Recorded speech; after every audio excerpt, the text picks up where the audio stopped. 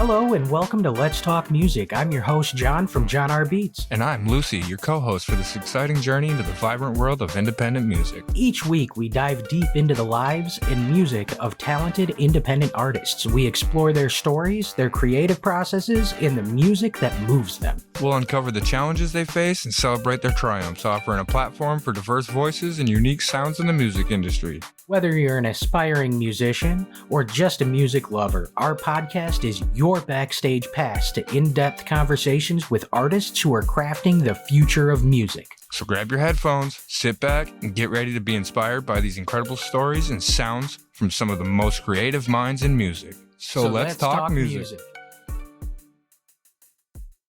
Too bad I was blind as you had me hypnotized, so I ignored all the signs as you Johnny cast the line. Still I thought it would be fine if I let a little slide, but the truth is that was stupid, all I did was waste my time. Like time and time again I let it go, I walked it off. Tried to talk it out but you could never seem to knock it off. Now you wonder why I never tried to talk it all. Guess we lost connection so it's goodbye, now I'm logging off.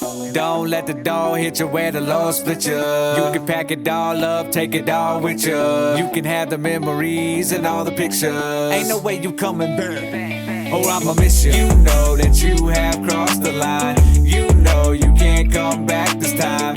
I'm done and I no longer care. I'm peace and walking out of here. Goodbye, I am gone. Your life can't carry on without me. All right, that was a quick clip of Cross the Line by ShiftyMcFly. We've got him here with us today. Welcome, Shifty. How are you doing? What's up, man? I'm good. How are y'all? We're doing Hey, good. great Welcome, now. That song was fantastic. Thank you. I appreciate it. Means a lot to me, man. So, why don't you tell us a little about yourself? Well, I'm a 36-year-old singer, songwriter, rapper. You know, pretty much. If it's music, I love it, so I tend to try to do it. And then, I'm just a regular person, really. I guess I'm a father of 4, working 9 to 5. Really, it's 7 to 5 or 8 or 9, whatever the case may be. And then in my spare time, man, I make music and anything to do with music. I think I feel that a lot more. I got 5 kids myself, so It's how rough, do bro. you deal with it, man? Like, how do you deal with the mental health of it and like just staying connected with your own family while you're trying to make some good music? Man, it's definitely tough. The good thing is, like, my oldest is 19, so he's kind of out and on his own, and my second is about actually just turned 17, so he's kind of self-sufficient for the most part. So I just got my 2 youngest, and man, they're pretty supportive. They love the music that I make too, and they understand that when it's my time, it's my time. But realistically, bro, I don't really sleep a whole lot because I work 7 to 5 or later, and then Monday through Thursday, I come home and work on music and editing videos or editing songs or whatever the case may be until like 9:30, and then back up and at it again, going to the gym and stuff at about 4 o'clock in the morning. So, and that's Monday through Sunday. Like, it doesn't, even if I don't work, I'm up at 4 o'clock in the morning, come down to the studio and just go to work. That way, when it's time to do the family man thing, I have the time, Yeah. Okay. So, long story short, lots of caffeine. Yeah. Lots of Red Bull for sure, bro. Lots of Red Bull. I don't think caffeine would have been the first thing I mind, but No. There are other things we cannot discuss. I was talking about Jolt Ball. That I agree.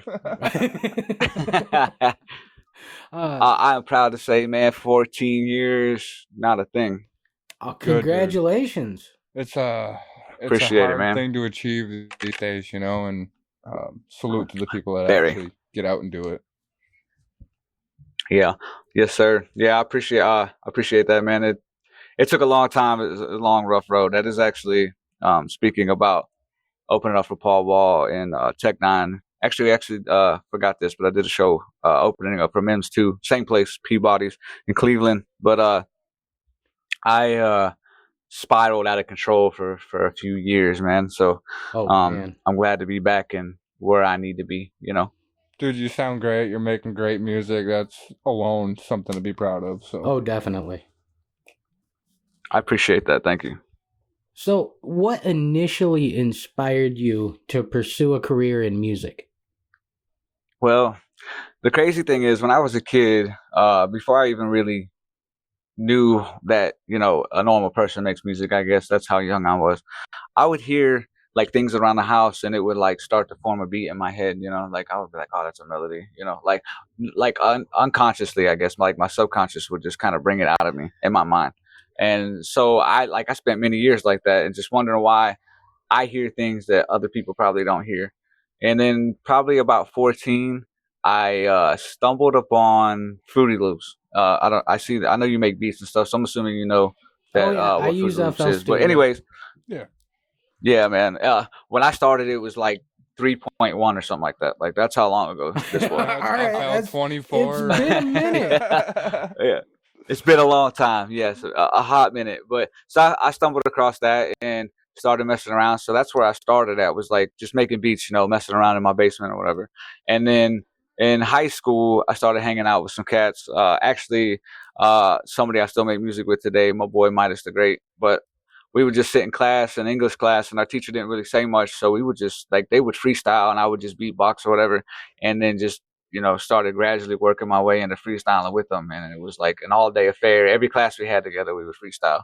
And then we lost touch after high school. And then we got back together. Me and Midas did. We got back together and started creating bass music underneath the stairwell. And it kind of just, that's where it really started, like making music and releasing music to like doing mixtapes and stuff like that. And we would just pound it out, man. And then we formed a group, and that's how we ended up being able to open up for Paul Wall, Tech Nine, Mims, people like that. Can you can you walk us through like your creative writing process? Like what would something like that typically look like for you? Back then, a whole different landscape. But today, man, truly, so I just beat search, go on whatever beat stars, whatever I'm looking for, and usually I find the instrumental that I like, and I take it and do the chord test to see if it really sounds as good as I feel like it does, because sometimes the studio monitors don't do it justice. Always do the And card if I test. like it, man, yes. And I start writing. So I don't write on pen and paper. Like I write everything in my head. All the melodies, words, everything is done in my Oh, head. dude. Like I haven't touched a pen to a paper in many years. I was hoping we get somebody that doesn't just use pen. You know what I mean? Like it's hard. Yeah, It's a yeah. hard. What you do is a hard thing to achieve. Oh, I couldn't actually. do it.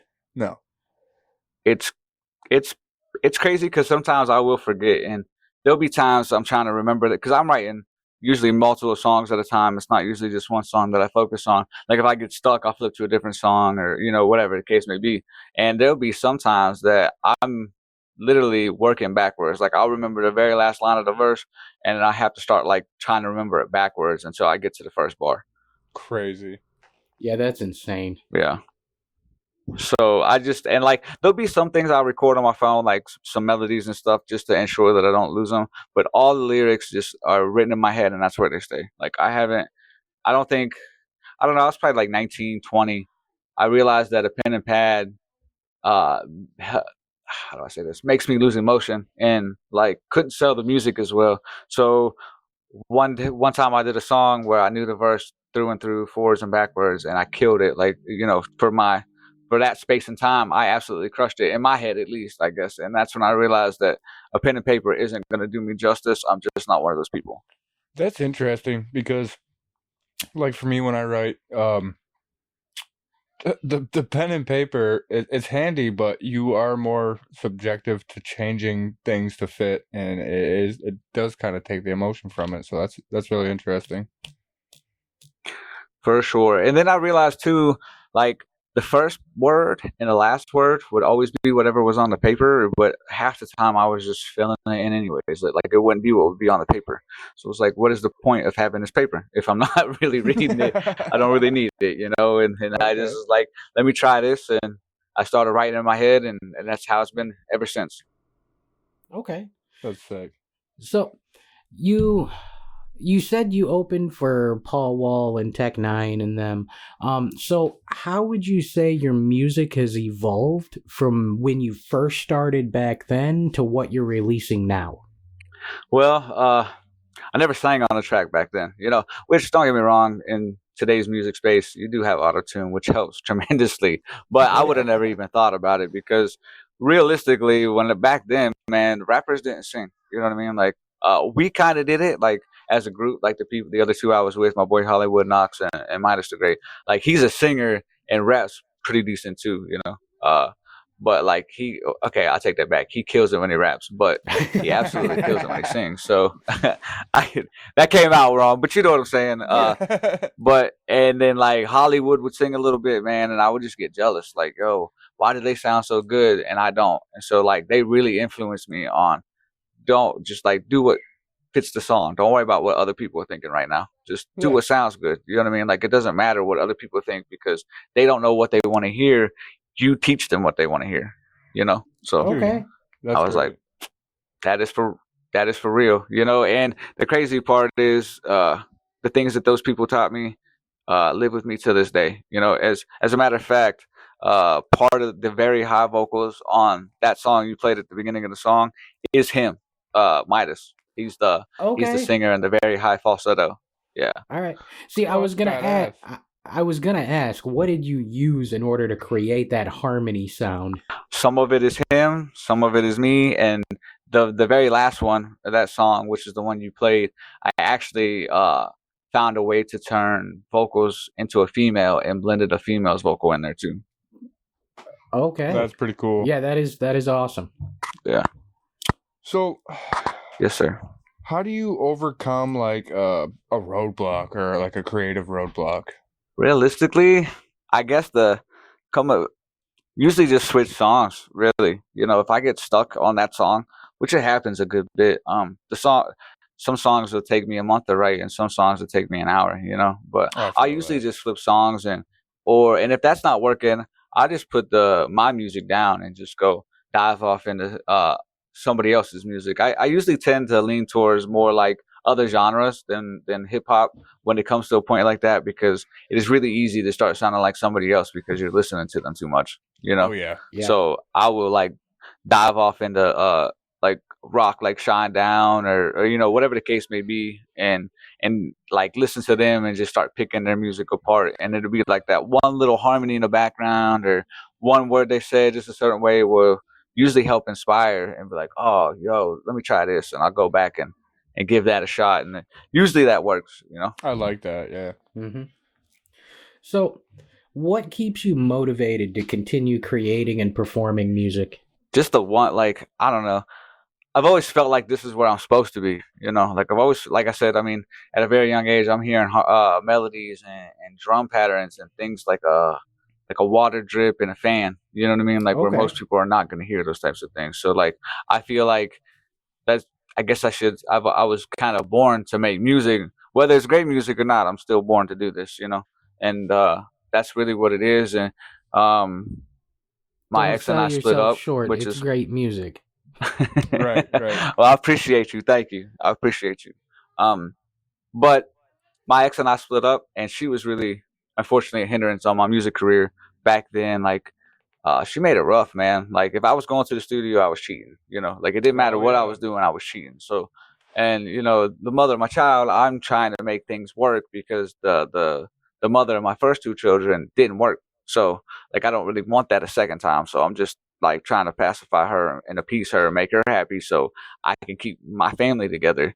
But sucks, man, anyways, I guess it's terrible. Yeah. And it wasn't like today, I don't know how old you guys are, but like you weren't making music in your own house like this, like very often, like maybe one studio in town, 2 studios in town. It's not like every kid on the corner has a studio in their basement. Yep. Matter of fact, it wasn't until like, I don't know, 5 or 6 years ago that I was actually able to be smart enough to figure out what I needed to buy for equipment.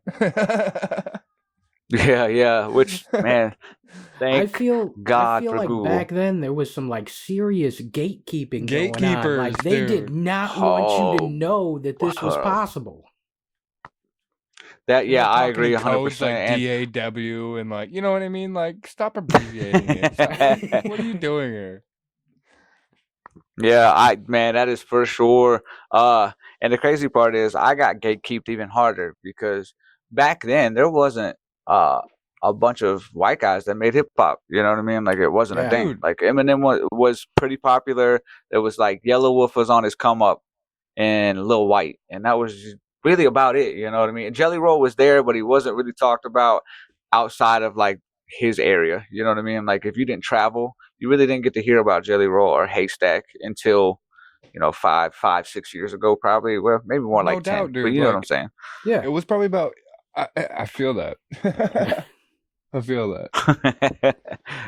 But yeah, so about 2 years ago, I decided that I didn't care what nobody thought or what they were gonna tell me.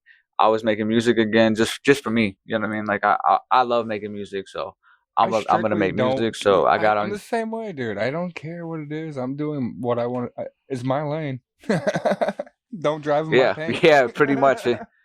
That's right. That's right. And so I Googled what I needed. Man, my boy might have sold me his MXL 440 because I was strapped for cash. I was starting over, after a terrible breakup, and I bought that. I bought a Focusrite third gen, uh, some 3-inch PreSonus, uh, studio monitors, a subscription to Pro Tools, and went to work and created my first song that I released. Used to. I still don't even hook up no studio monitors. I just like the headphones, and then I obviously have John, so I can bounce anything I want to John. But the studio monitors for me kill it. It's just like it's a whole different way. It is definitely different.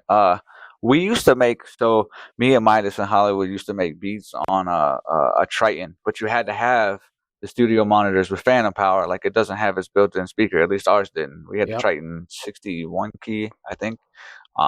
So you just kind of get used to mixing beats on that Triton on the studio monitor. So that helped out a lot when it came time back to mixing music. Plus, I like to hear my stuff loud, and I can't do that in headphones. Okay.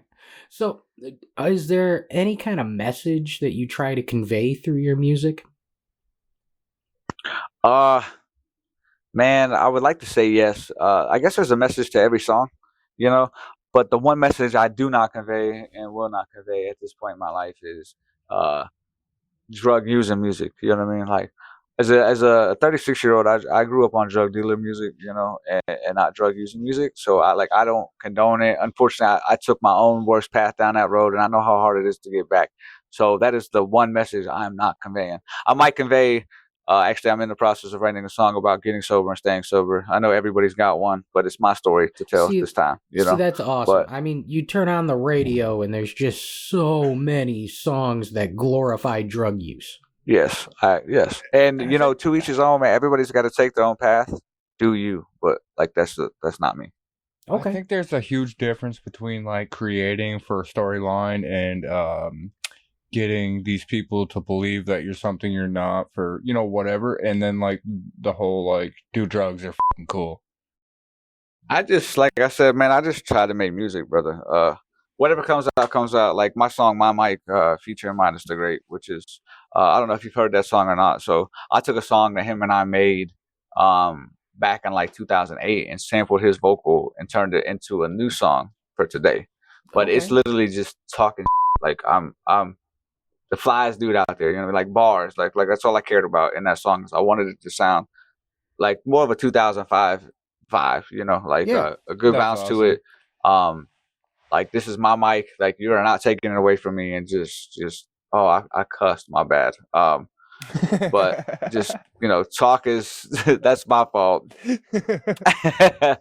But just talk fly, you know what I mean? Like just like there ain't nothing you can tell me in this moment. This is my mic, and this is my limelight, and I'm finna shine in it. Like this is me. But then you got to cross the line where it just deals with the breakup and the toxicness and how you can't stand to be in there, and you just want out, and then they finally cross that line, and you're dipping. Like it's game over. See you later. So like, how do you stay informed and adapt to technology advancement in music? Man, so when I started over, back about 2 years ago, I didn't know nothing like as far as making music anymore. I knew how to write and I knew how to find beats or make beats, but that was it. I literally just got on YouTube and have taught myself everything to do with Pro Tools that I can do. Cause like the songs you're hearing, I mix and master myself.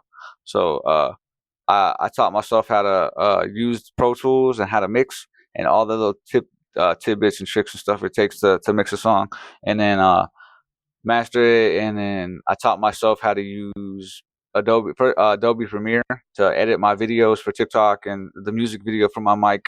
First one I ever done, I shot it myself. I edited it myself. But yeah, I just YouTube dive and Google dive until I can figure it out, and then I just work at it till it works. Hey, you can learn anything on Google. Literally. It's crazy. It's crazy. There's no excuse for you not to do what you want. Yeah. Yes. Yeah. So, what do you think is something that you wish more people understood about being an independent artist? You're not an artist per se. You're a small business, man. Like, realistically, like, you don't necessarily sell your music anymore. You sell yourself. And it's tough. It's tough. Like, you gotta, like, there's so many options now. Like, it's not just one album drops this month and one album drops, you know what I mean? Like, they live with that album for a while or whatever. Like, they literally 30 seconds uh tidbit on TikTok and they're on to the next song. So excuse me. To get them to stick around, they gotta like you. You know what I'm saying? Like, I don't know, it's hard to explain, but No, like, for you're a sure. small Oh, no, business. I You get gotta it. know how to do everything. Like, there's no team. And hopefully you grow to be that. And I can't wait till I have an editor. Like, that would be the best thing on the planet. But until you get to that point, it's just you, man. You're a small business owner. You're literally just trying to sell your product in a way. And I hate to say that. I love my music and I love music and it's an art form for sure. But in today's day and age, like, as an independent artist, there's no A&R execs. There's no editing editor. There's no producers. There's none of that stuff. You know what I mean? Like, it's just you. So, Yeah. like, what advice would you give, like, a new person or, like, just your younger self? What kind of advice would you give somebody? Man, to get my younger self would be, don't listen to her. Just do you, and it might work out for you. You know what I mean? But I could just imagine where I could be in my career right now had I just not stopped going to the studio. And it's a terrible reason to stop, but it's a good reason at the same time. But and people getting into it, man, it's a tough gig. But if you truly love it, just make music for yourself. Other people said this, but I believe it wholeheartedly. Do not set out to write a hit every time you write a song. Set out to write a song, something that means something to you or get you moving or vibing or whatever the case may be. And the hits will come if they're there. You know what I'm saying? Like, you can't just, it's a terrible way to create music. It's just like, I got to write a hit today. Like, I don't know. That's how I feel anyways. Like, I don't set out to write hits, which I don't have a hit, but I just write music and hope that it vibes with other people. That's what it's all about. If I could get a head bob or an ooh face, I guess, you know what I mean, like that, or that little smile, like, I'm happy. Like, I did my job. Yeah, no, dude, I feel the same way. That's what it's really about. It's about having the fun and staying true to yourself. For sure. All right. So, how do you unwind and find inspiration outside of music? Well, I do skateboard as a hobby, man. So, like, there's a lot of things in skateboarding that, like, get me amped up. Just like the video edits, things like that, or just like to unwind. Like, when I'm skateboarding, there's nothing else around me, just me and that piece of wood. Like, we're just out there killing it, trying to get a flip, get a kick flip, or whatever the case may be. But that's a great way. It's like almost like meditation, because everything falls away for the hour or 2 hours I'm skating. And then when I'm done, like, I definitely can feel the my mood get better. You know what I'm saying? Yeah. So you use it as a way to kind of clear your mind, just let go. Yeah. Yes, sir. I can roll on a skateboard. I can't do a kickflip or nothing cool like that. Man, you're doing better than me. I love can't it, man. even roll on one. What's crazy is that's another thing It's fun, man. Like I know I think you said you're from the East Coast, right? Yeah. Yeah. So I'm from like Ohio, and I'm from the part of the state that's hilly, bro. So like you can hill bomb, man. Like you don't even got to push. You can just get out there and ride the hill. Okay, bro. You just go You're from for it. Ohio. Yeah. Why do every time I drive through Ohio, like, why is it like rich? Why is it like the same smell in Ohio no matter where I go, but as soon as I get through, it's different? Why? I don't know. I have no idea, man. I live here. To me, it just smells like home. You know what I'm saying? Gotcha. Like, but I travel a lot for work, man. And you're not wrong. Ohio does have its own smell, for sure. That's funny. That's funny. I've never I guess thought I don't think about I've the way ever heard Ohio anybody. smells. Well, I've Like- done so much driving, You bro. will and every next time I you drive through it, bro. Ohio, and I brought it up with like other people, and they just seem to think that I'm just like trashing the way Ohio smells, and like maybe, but I don't know. I don't know. I'm just trying to figure out why it's different from my state or where because I could talk about this all day. That's a different topic. You can talk about the way Ohio smells all day. No, about like I've been to a lot of different places. So like Salt Lake City, the people are eating their face off. Like I could just talk to there's just different vibes in different cities. All right. Yeah. So how do you deal with criticism? I used to take it very, very badly. I'm not gonna lie to you, especially like we talked about earlier with the whole white guy in hip hop. You know, like it was a shunned thing unless you were Eminem.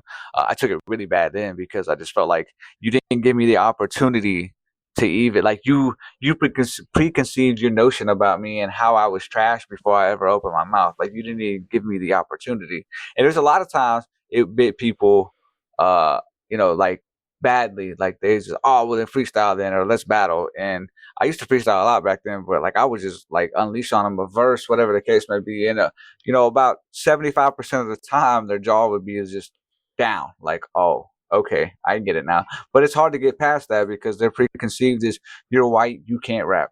And Yep. and thank God that it's not that way now because man, I got like sidetracked, I guess. Oh, criticism. That's right. My bad. But now, man, I just let it. My fault. I got on a tangent, but criticism now, man, I just let it. I guess just glide off me like water does a fish, bro. Like it is what it is. Like there's gonna be haters and there's gonna be lovers, and fans, I guess. But realistically, your best fan is your biggest hater because they're gonna put so much effort into hating you that they're actually helping you. You know what I'm saying? Dude, I've been on both ends of this. I've hated somebody so much before that I've made videos about them and I've run up their views, and then I've had people hate me that run my videos up. So I get it. Oh yeah, bad publicity is still good publicity. It's great, and I don't care. I just, man, nowadays, I just say thanks, man. I'm sorry you feel that way, but I appreciate it. Maybe you'll like the next one.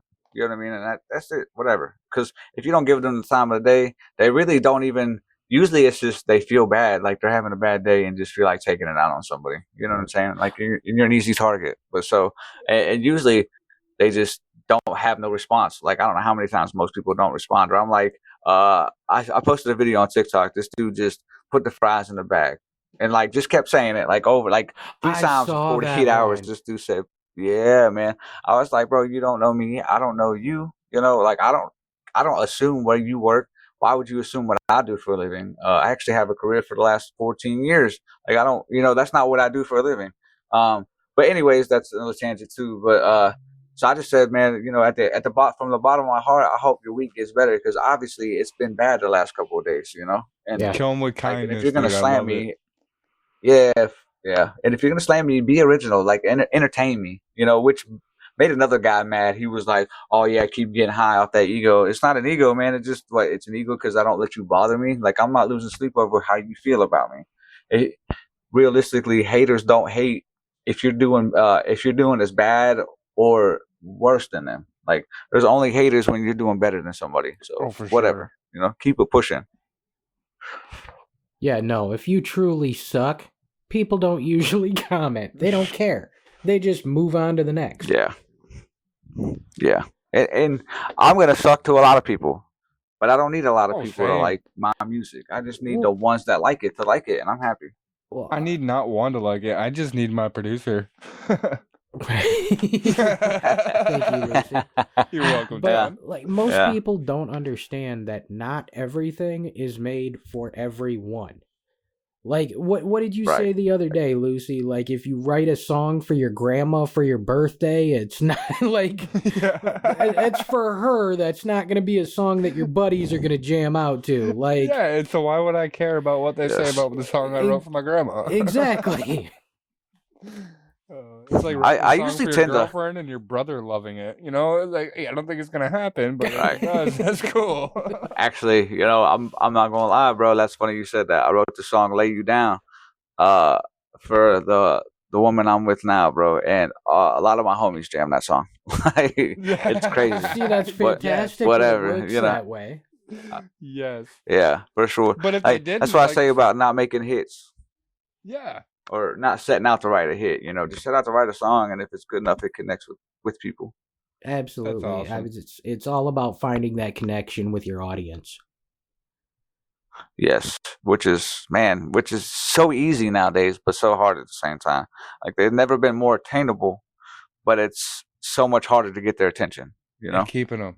That's because they all squirrel out. Yes. Nobody has an attention span Yep. anymore. No, that's why I don't even make a song over 3 minutes. I did when I first started because I was stuck in 2008. You know what I'm saying? Like I just assumed that's what they wanted because like you're only getting 15 songs on an album and that's it. Oh. And I just started like paying attention, and now it's like try to stay between 250 or 230 to 3 minutes, and that's it. Oh yeah. No, Yeah. I get it. Anything I've made recently, hook first, 2 verses. That's it. Yep. Yep. I'll do a bridge every once in a while, like with Cross the Line. It's got a bridge, but it's a shorter second verse to fit that bridge in there, you know? Now that makes sense. So yeah. So if I'm gonna do a bridge of any sorts, then I need a shorter verses. Like, and realistically, most songs aren't even 16s anymore. Like, it's crazy. It's 8s and 12s, and that's all anybody wants to hear. Yep. Yep. Who are some of your role models in the music industry? That's a tough one. I figured this was gonna come up, and I don't mean to drag it out, but there's some weird things going on in the industry right now that makes it hard to say the people that were my role models. But it really does. anyways, we're not gonna we can't deep dive on that. But T.I. is my favorite rapper, my most favorite rapper, and I know that's gonna shock a lot of people because everybody just assumes that it's gonna be Eminem. Oh, no, but T.I.'s he's the good. GOAT, absolutely the GOAT. But I love T.I. He is my favorite rapper. He is probably my biggest inspiration. And then I would say Jay-Z is second. Absolutely love Jay-Z. He's by far one of the best lyricists known to today. You know what I mean? And another person that writes in her head. And then it would be Eminem. But Eminem is better than both of them. You know, as far as lyricists and music and just the whole package. Yeah. But to me, T.I. is my favorite rapper, man. And then so those are like the role models, and then there's some rock ones like Shine Down, like those types of people. You know what I'm saying? But yeah, those are probably the 3 biggest role models, I guess, in the industry.